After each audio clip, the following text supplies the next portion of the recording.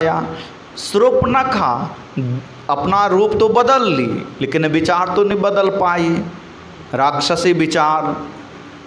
लक्ष्मण जी के पास भेजते हैं, लक्ष्मण से कहते हैं कि लक्ष्मण देखने में तो तू बहुत सुंदर हो,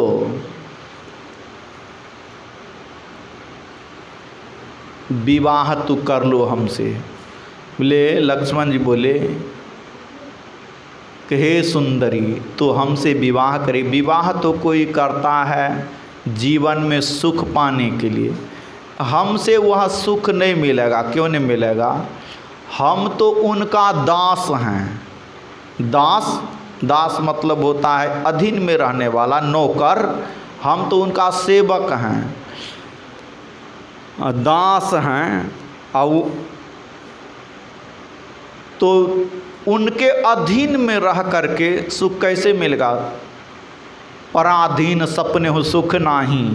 पराधीन में रहना, पर मतलब होता है दूसरा, अधीन में दूसरे के अधीन में रह करके सुख हो सकता है। पराधीन सपने हो सुख नाही। सुनु सुंदरी सुनु मैं उनकर दासा, पराधीन नहीं तोर सुपासा। हे सुंदरी मैं उनका दास हूँ,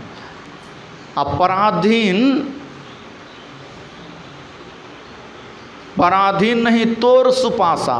तुम्हारे लिए अच्छा नहीं होगा, सुख नहीं मिलेगा।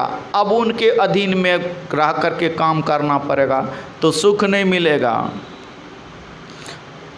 प्रभु समर्थ हैं, वो चाहे वो राजा हैं, वो अयोध्या के राजा हैं। प्रभु समर्थ कौशलपुर राजा, वो प्रभु समर्थ को अयोध्या के राजा हैं। जो कुछ करहीं उन्हीं सब छाजा। जो कुछ करेंगे उसको वो अच्छा लगेगा, उसको वो शोभेगा। लेकिन हम तो सेवक हैं, हमको वो अच्छा नहीं लगेगा। मेरे साथ विवाह करके सुख नहीं मिलेगा। सेवक सुख चाह मान भिखारी, व्यसनी धन शुभ गति बेभिचारी।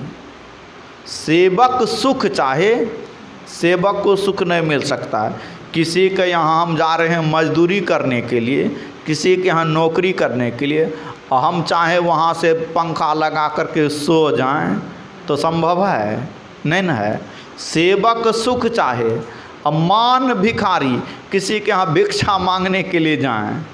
हम चाहे कि मान, चाहे हमको सम्मान मिले, हमको वहाँ कुर्सी दे बैठने के लिए, हमको माला पिनावे, ये संभव है? सेवक सुख चाहे मान भिखारी। लक्ष्मण जी की वाणी है ये, गोस्वामी तुलसीदास जी कह रहे हैं कि सेवक सुख चाहे मान भिखारी, व्यसनी धन। व्यसनी समझते हैं?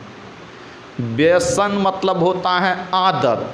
जिसको बुरी आदत लग गई है, जैसे किसी को शराब पीने की आदत है, किसी को मतलब बहुत तरह कुछ करने की, गलत काम करने की जो व्यसन मतलब होता है आदत, बुरी आदत को व्यसन कहते हैं।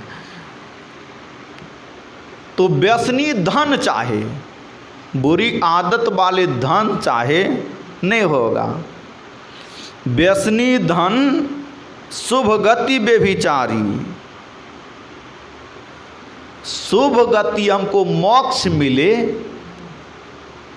अच्छी गति मिले, स्वर्ग मिले। बेभिचारी चाहे कि हमको अच्छी गति मिले, नहीं होता।